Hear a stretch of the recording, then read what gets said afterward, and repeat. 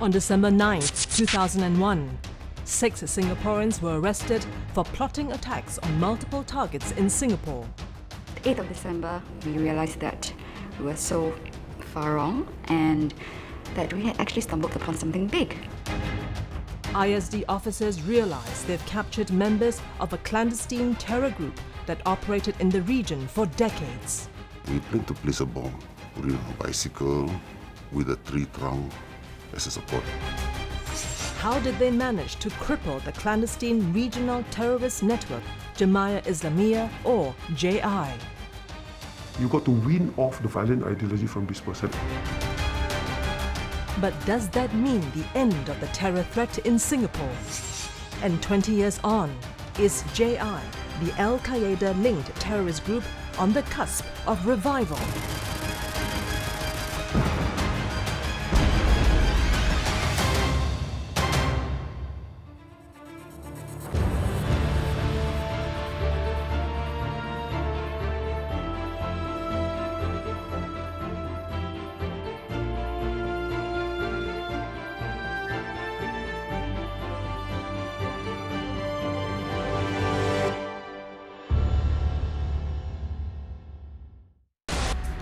The American Embassy at Napier Road and the neighbouring Australian and British High Commissions were targets identified by the terrorists. The terrorists also observed American commercial interests.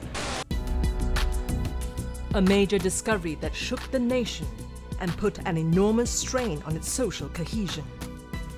On December 9, 2001, 6 Singaporean suspects were arrested in the country's first ever homegrown terror plot. 8th of December, that was a Saturday, I can remember very vividly. So when my research team colleagues and I went into office that day, we thought that it was pretty much going to be an open and shut kind of operation that would be wrapped up by the weekend or just a few days after that. But by nightfall on Saturday, we realized that we were so far wrong and that we had actually stumbled upon something big.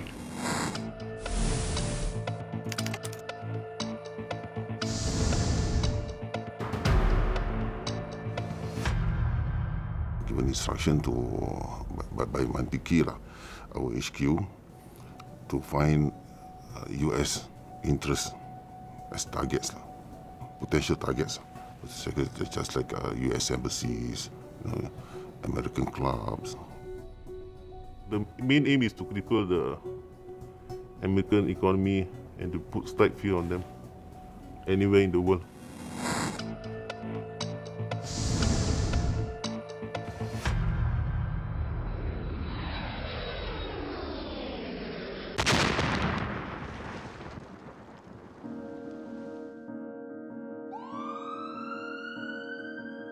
When the 9/11 attack took place in the US, the whole world was in a shock. As a security agency, we also were taken by surprise. But at the same time, we also wanted to make sure that there's no imminent threat to Singapore. So what we did was immediately reach out to the ground, to the community, to alert us if they come across any information linked or related to this incident. It is through one of these engagements where we surface one person by the name of Aslam. September 2001. A vigilant member of the public had alerted the Internal Security Department, or ISD, to the existence of a homegrown terrorist cell. It was the very first credible lead indicating a major plot was brewing in the shadows of the 9/11 attacks in the US. According to the source, a Singaporean of Pakistani descent, Muhammad Aslam bin Ya Ali Khan, had forged close ties with a global terror network known as Al-Qaeda. In fact, Muhammad Aslam not only claimed to have known Osama bin Laden personally, he also boasted about fighting alongside the rebels against the Soviet forces in Afghanistan. There were some alarm bells ringing in us, especially against the backdrop of 9/11. So we started to watch Aslam and his associates very closely. Then we realized that one of the associates was in close contact with some foreign elements, possibly terrorists.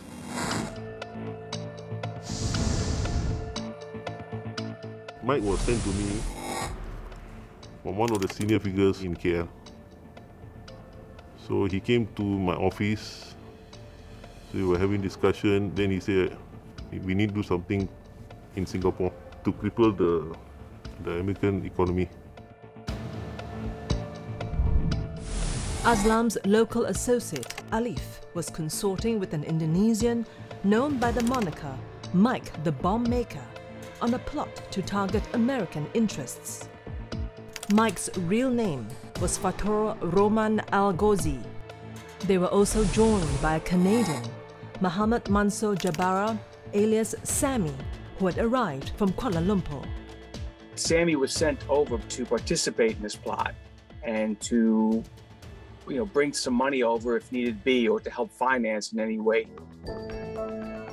The two foreigners arrived just as the Singaporean Aslam left Singapore for Pakistan suddenly on October 4, 2001, en route to Afghanistan. After that, they gave me about $3,500 to facilitate all this. I need to gather some guys to form a group to do the recce, and also to shave our beards, to be using different handphones and SIM cards not registered under our name. For months, Alif and his associates plotted their moves cautiously and with utmost secrecy to evade detection. The ISD, on the other hand, made plans of its own. Officers kept the group under very close surveillance, gathering information, watching and learning the group's every move. I remember it was early December 2001 when news broke out that Aslam was arrested in Afghanistan.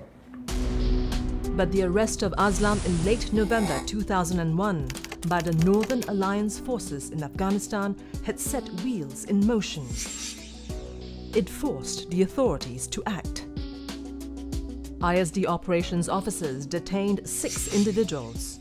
They also searched their homes and offices during a raid on December 9th. The arrests were followed by the discovery by US forces of a chilling surveillance video in the rubble of a house of a senior Al-Qaeda leader in Afghanistan. Among others, it featured detailed plans to attack American targets in Singapore. The discovery of the attack plans shook officers to the core. While operations officers focused on obtaining information from the detainees, dozens of teams of research officers worked over 600 hours around the clock, meticulously combing through over 65,000 records. We basically could not leave anything to chance, because anything could have been that one breakthrough lead that would actually help our operations colleagues.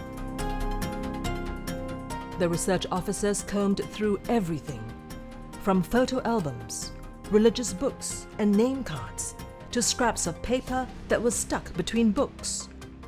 A research colleague of mine, she was looking through a biscuit and she stumbled upon something that she said made her heart race. They were actually bomb-making instructions. And then at that point in time, it really drove home to her and to us that there were indeed Singaporeans who were intent on harming Singapore. The ISD had 6 terror suspects in custody, but dozens more could still be at large, equally capable of carrying out plans that could potentially lead to devastating consequences. At the beginning, it was tough going because we were climbing up, so it really felt like we were trying to put together a 10,000-piece jigsaw puzzle, but the problem was that we do not know how it's supposed to look like in the end. As officers pushed on, A picture of what the group had planned and who they actually were came into clear focus. The ISD had captured members of a clandestine terror group that operated in the region for decades. We plan to place a bomb, put it on a bicycle with a tree trunk as a support.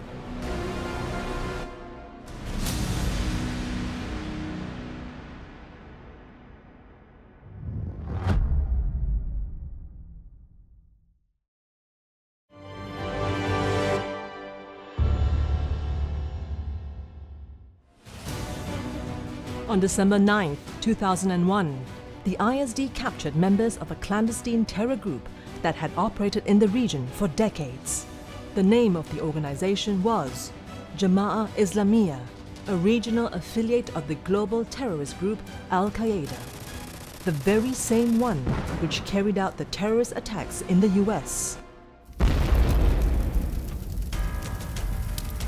It was also behind multiple deadly attacks in the region, such as deadly church bombings across Indonesia in 2000.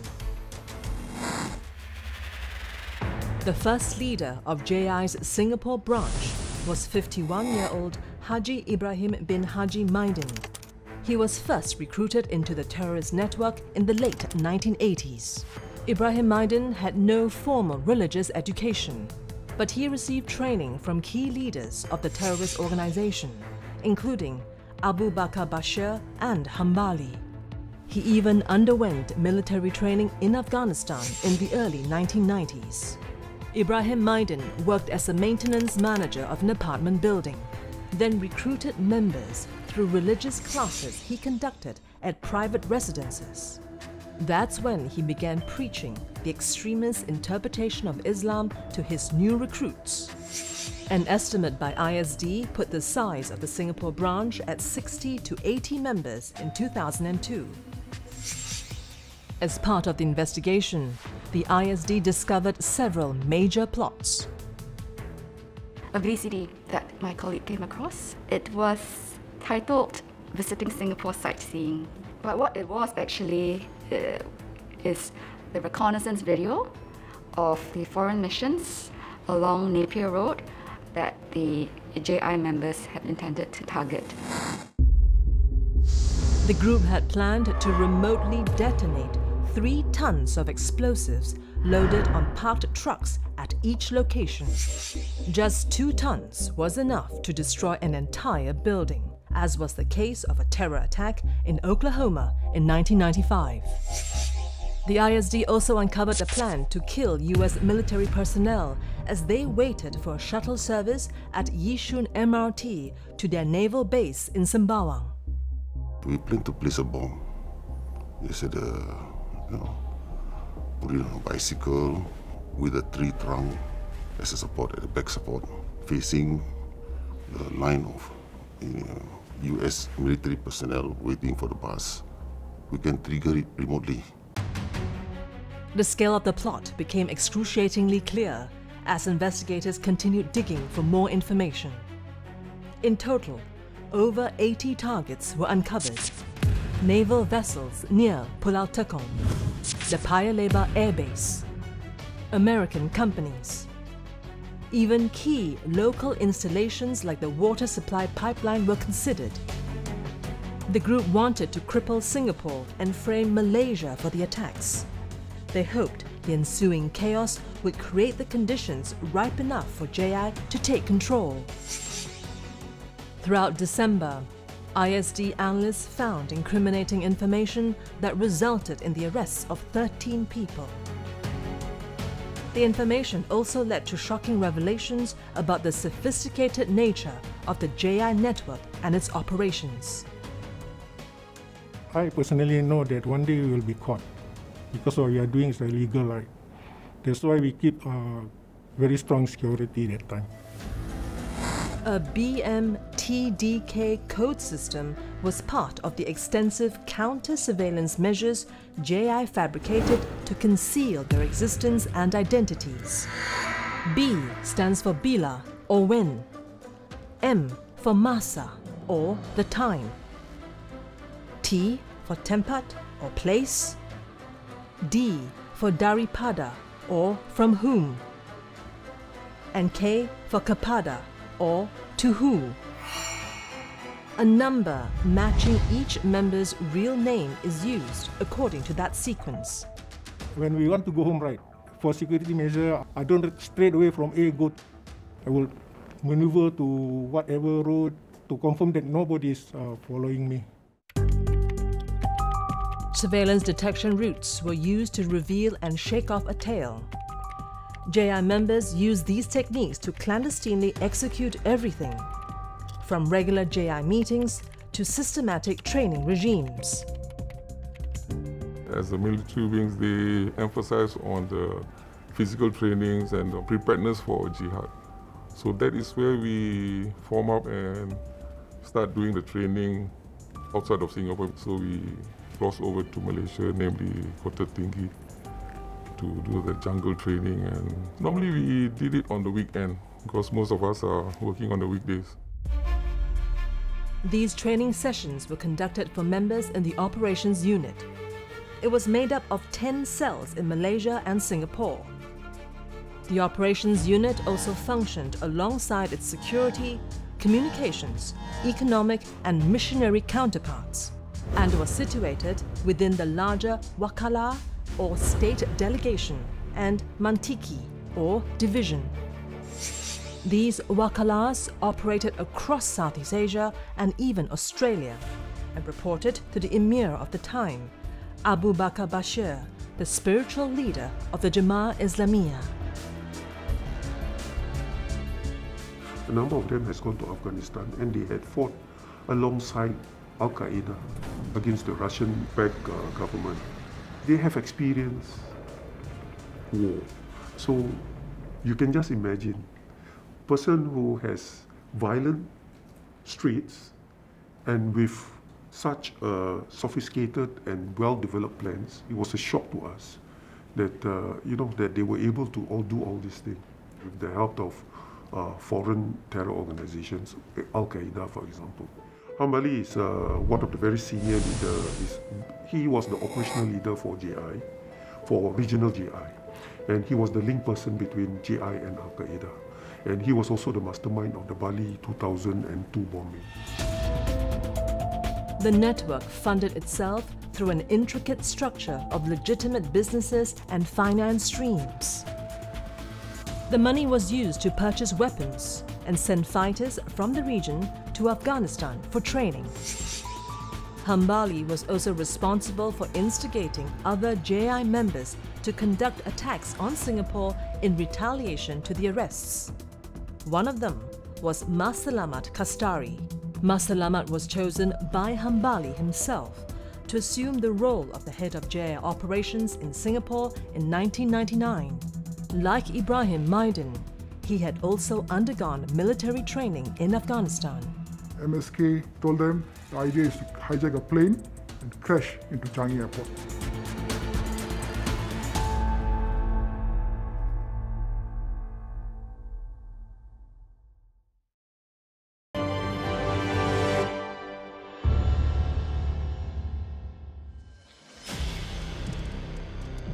From December 9th to 24th, ISD detained 13 JI terrorists. Within a month after an initial group of detainees were arrested in connection with several plots to bomb over 80 targets in Singapore. When the first wave of arrests was made, the remnant JI members they met secretly at the HDB block and then proceeded to one of the JI members' house to regroup and discuss their strategy. They were in a mood of anger and panic. It's during this meeting that MSK actually mentioned that the JI members must leave the country, and he suggested that a retaliatory attack should be conducted against Singapore. Egged on by Hambali, a regional JI leader with direct links to Al-Qaeda in Afghanistan, Singapore JI leader at the time, Mas Selamat Kastari, hatched a revenge plot that would devastate Singapore while he was on the run with several JI members. He told them the idea is to hijack a plane and crash into Changi Airport. Personally, I was surprised also because I never expected such a thing. We traveled all the way to Bangkok.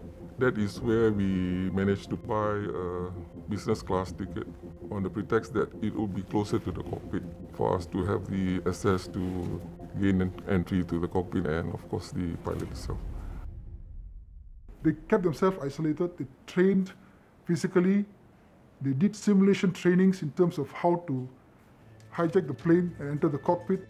They also watched videos in terms of how hijacks are done, and they were mentally prepared to execute the plan. This was a real and imminent danger.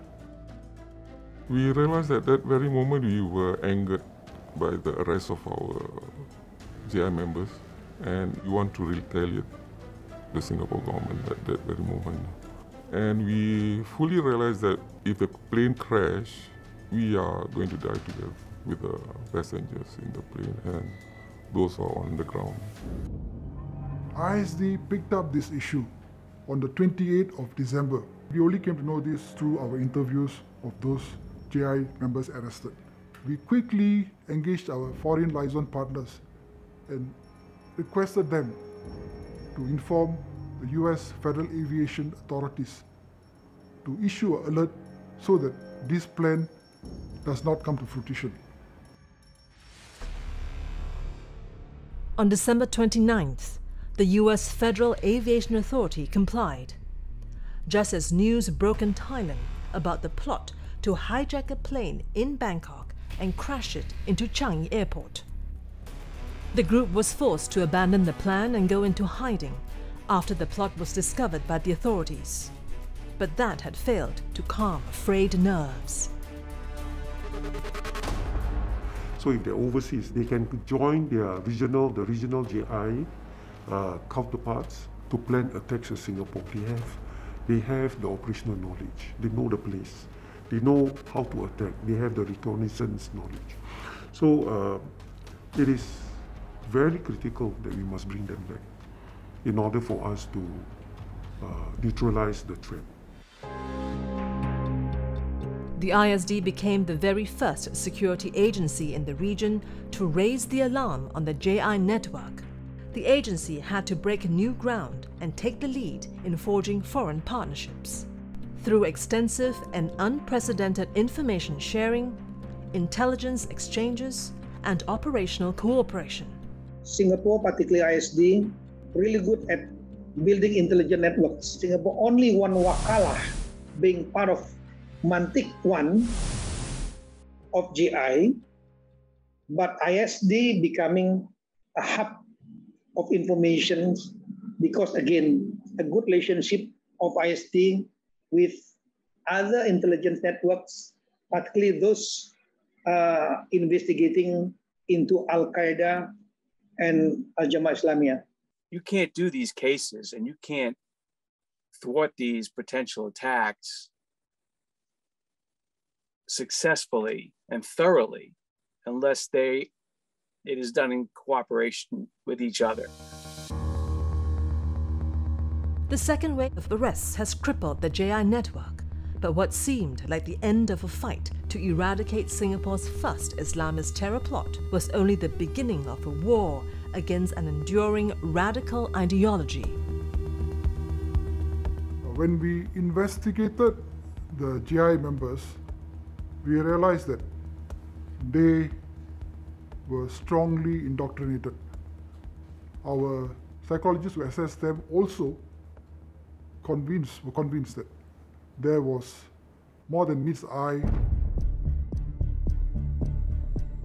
Unsuspecting potential members were slowly and systematically indoctrinated over 18 months. At the early stages, religious teachers would leverage on quotations from the Quran pertaining to jihad or holy war. Soon, they began to introduce topics that would stir up emotions of the new members, particularly in reference to the alleged injustice inflicted on Muslims around the world, including Afghanistan and Palestine. Members would then be asked to take a survey to indicate their choice of responsibilities, often intentionally timed after a rousing speech by a leader. The most esteemed of these responsibilities was istimata. Members would volunteer themselves to be suicide bombers in order to die as a martyr. It was what JI leaders described as a no-fuss path to heaven. You got to wean off the violent ideology from this person. That's where rehabilitation plays a very pivotal role. When a person is released, he no longer holds a radical ideology that is destructive. This is an area which we lack the expertise. We reach out to some senior scholars and religious teachers in the community, spoke to them about their plan to attack Singapore. Their response was one of skepticism.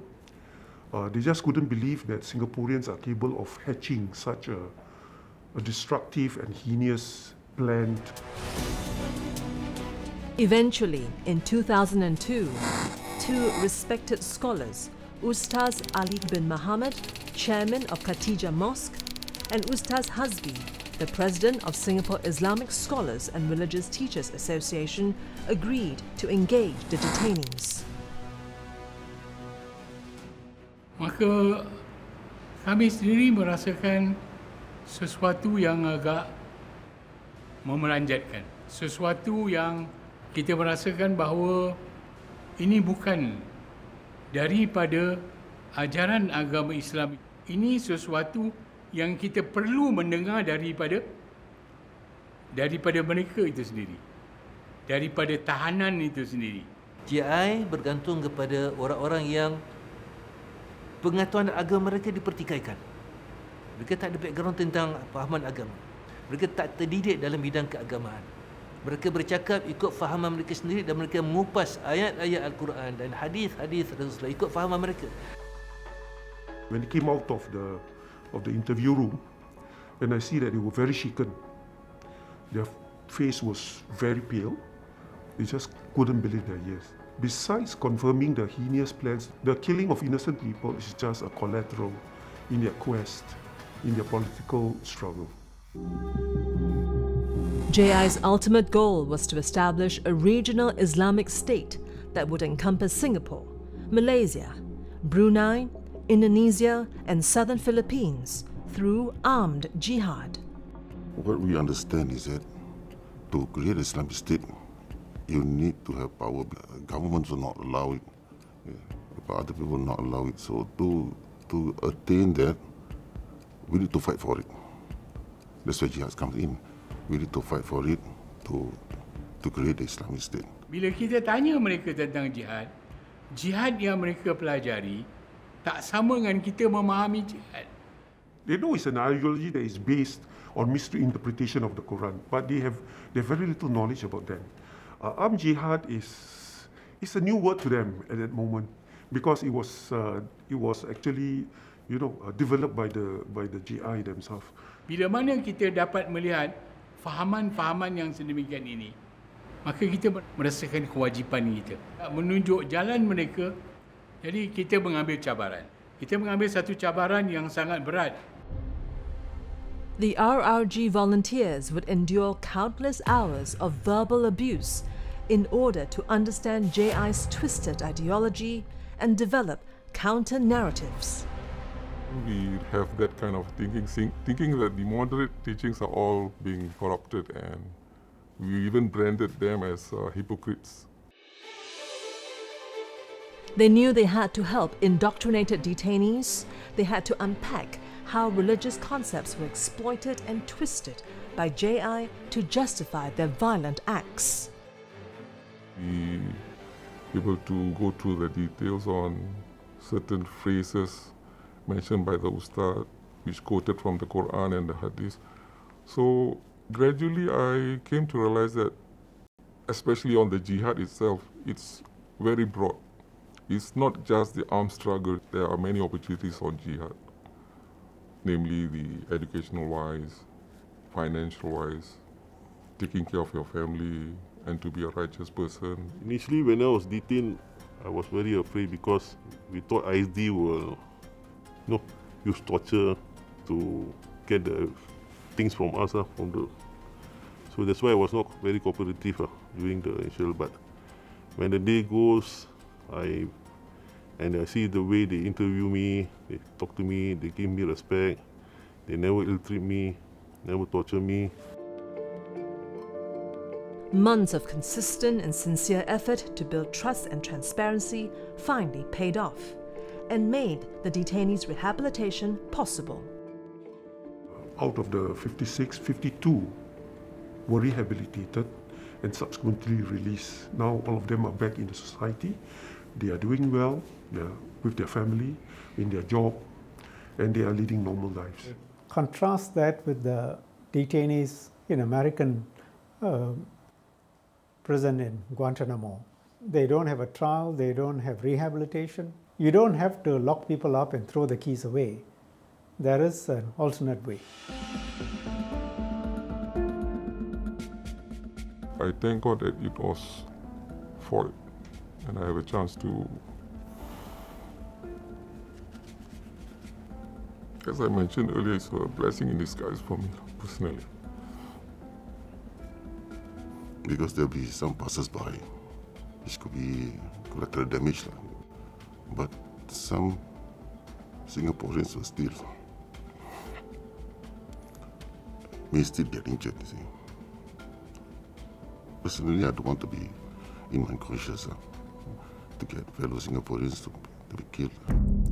4 hardcores had rejected the rehabilitation. So we have to understand that rehabilitation is a two-way process. You must be receptive before you can actually repent. Nonetheless, we did not give up on them. Hopefully that one day they will see the light and they may reach to change. Masalamat is one of the 4 Jemaah Islamiyah members still in detention. The initial arrests and subsequent rehabilitation of members had disrupted the JI network, but new threats have since emerged on the global stage. ISIS leadership placed a tremendous value and premium on propaganda, the production of content.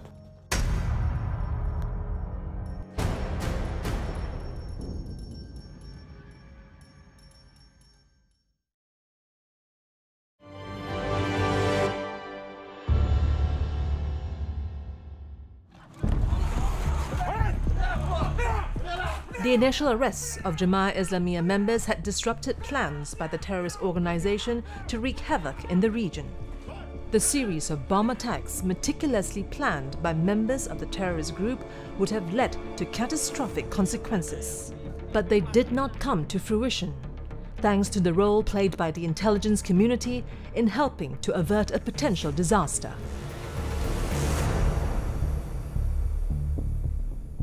For today's situation, we have got a good capability. We are on top of them. Detachment 88, more than 3,000 officers today, already capable, and we have got the network. We have got the picture, a big picture of the networks. But intelligence agencies could not afford to rest on their laurels. In Indonesia, there have been at least 29 terrorist attacks and 25 foiled plots from 2019 to date. While in Malaysia, authorities foiled 3 attack plots by pro-ISIS transnational wolf packs in 2019 and 2020. The terrorism threat, continues to evolve. It doesn't stay still. After our disruption of the JI, that was in the 2000s, then we saw the advent of social media, and smartphones. So because of that, then it led to the rise of the self-radicalisation phenomenon. The internet creates opportunities for individuals to become self-radicalized. In other words, it acts as an echo chamber or a space where individuals find their ideas supported by other like-minded individuals without actual physical contact. The constant exposure to these extremist materials online could drive them closer on a path towards self-radicalization. Radicalization can take place in a single week sometimes, online radicalization. In that sense, democratized, if I can use that word, terrorism. It's spread it. It's allowed everyone to do copycat attacks. And we haven't been immune since 9/11. ISIS, with its savviness in social media and sophistication how it presented itself, was a game changer. What I can say is ISIS definitely has mastered the art of using social media. ISIS, or the Islamic State of Iraq and Syria, gained prominence on the global terror scene in 2014. News of their existence and appeal spread like wildfire across social and mainstream media.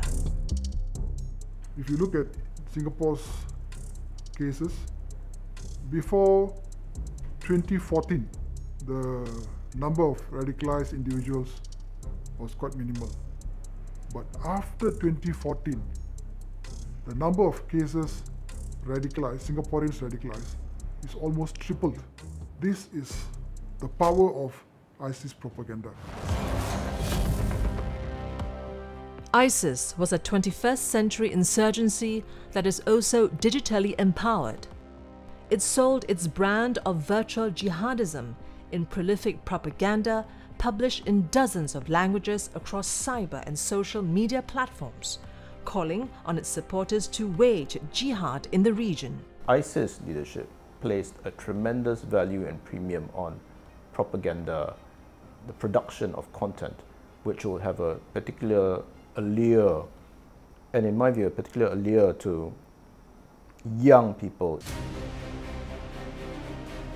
ISD has arrested 7 radicalized youths aged 16 to 19 since 2015.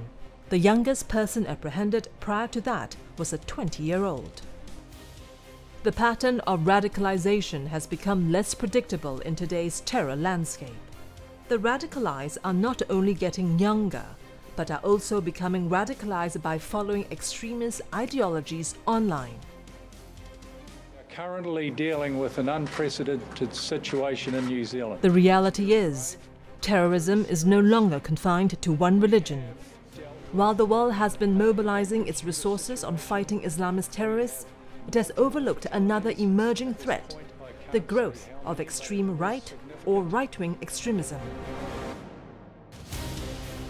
Far-right extremism has killed hundreds of people around the world, including 77 in Norway and 51 innocent civilians in New Zealand. Washington Post also reported that since the 9/11 incident, the jihadists have killed 107 people in the US. But the far-right groups have killed 114 people so far. Last year, December 2020, we actually dealt with our first case of a self-radicalized person who was influenced by extremist far-right ideology. The 16-year-old Singaporean youth was radicalized after watching live-streamed videos of a terrorist attack on 2 mosques in Christchurch, New Zealand on March 15, 2019. The attack killed 51 people. He planned to conduct similar attacks on 2 mosques in Singapore this year to coincide with the 2nd anniversary of the attacks in New Zealand. When we look at violent ideologies, they can certainly come in through social media and be taken up by individuals who are different race, different color from most of the adherents, who, to all purposes and intents, should not be heavily imbibing this or being affected by this kind of material. But there's something which psychologists, cognitive experts, radicalization experts, terrorism analysts have not successfully been able to crack.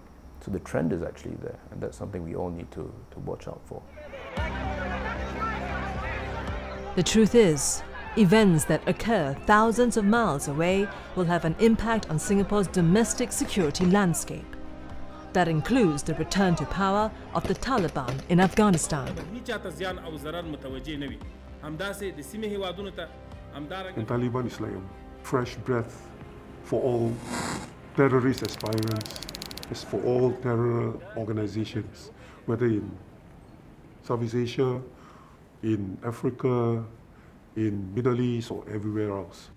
I stand squarely behind my decision. In April 2021, US President Joe Biden announced the withdrawal of all American troops from Afghanistan by September 11. But as US forces progressively pulled out, the Taliban's forces went on the offensive. They continued to advance at lightning speed, capturing one city after another. In just over 4 months, it had controlled over 80% of the country. And on September 30th, the last of the US troops departed. The US withdrawal ended 20 years of occupation, leaving the country under the Taliban control once again. The return of the Taliban, however, has raised new fears about the revival of terrorist activities in the region. Now that Afghanistan situation has changed, Taliban has come to power, there will be sanctuaries for terrorist groups to operate from. There will be training grounds for terrorists to practice and hone their skills before they execute their actual missions. During its 20-year occupation of Afghanistan, America did not suffer a single terrorist assault on its homeland on the scale of the 9/11 attack. With its leadership decimated, Al-Qaeda was seen largely as a spent force and merely a shadow of its former self. But does that necessarily mean the end of the terrorist movement? Let's not forget that Afghanistan has a particular mystique, deep allure amongst Southeast Asian jihadists. All you have to do is to look at recent jihadi as well as Islamist social media messages floating around on various social media platforms and some of the adjacent countries to Singapore. It is very, very congratulatory and very, very positive to the Taliban. Felicitations being sent to the Taliban over their victory. The JI might feel rejuvenated, okay? Because the JI, as we know, plays the long game. They might feel vindicated by the Taliban's success, because after all, the Taliban waited 20 years and, in the end, they have gotten here. That sentiment is also echoed by Indonesia's Home Minister. Minister Tito Karnavian was the former chief of the National Police Anti-Terrorism Squad, Densus 88, and has decades of experience hunting JI. I believe, the rise of Taliban will inspire them, making them more, boosting their morale, that the weaker Taliban was able to defeat the strong and powerful United States. This is what they in their mind. In fact, intelligence personnel on the ground are already seeing unsettling pivots in JI's strategy. Until today, it has not fully abandoned its ultimate goal of creating an Islamic caliphate in the region. In November this year, Farid Akbar, a co-founder of the People's Dawah Party, was arrested for using his political party as a front for JI. The change strategy, what I call is from bullet to ballot. Islamic radicalism, particularly those who want to create the Islamic State of Indonesia or applying Islamic Sharia, is not going to be over in Indonesia. As long as they are not committing crime, but they are spreading the ideology, then again, in the name of democracy, we are not able to ban them. What we can do in Indonesia is that to monitor them very closely. If they are crossing the border, they are crossing the rules, then we arrest them. Singapore's success in dismantling the JI network has helped neutralize the threat posed by extremist groups in the country. But the war on terrorism is far from over. 20 years after the JI network was crippled in Singapore, global terrorist organizations like Al-Qaeda and ISIS have proven themselves to be remarkably resilient and adaptable in spite of all the losses and setbacks.